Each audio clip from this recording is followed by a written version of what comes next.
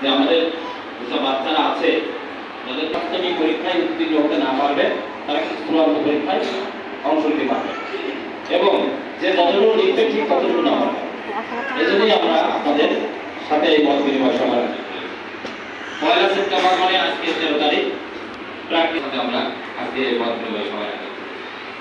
রাতে যে সময়টুকু আছে ইনশাআল্লাহ যদি এখনো মনোযোগী হয় তাহলে কিন্তু একটা ভালো ফলাফল অর্জন সম্ভব।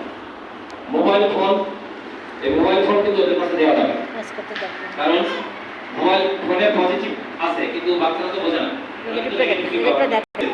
আমাদের শিক্ষক আছে 25 জন, তাহলে আমরা যদি মানে প্রতি শিক্ষকদের ভাগে পড়ে মনে হয় 40 জন করে শিক্ষার্থী পড়ে, আর আপনাদের বাসায় কিন্তু একটা থেকে দুইটা বাচ্চা, অর্থাৎ আমাদের কিন্তু অনেক পরিশ্রম করতে হয় বাচ্চাদের বলতে আপনাদের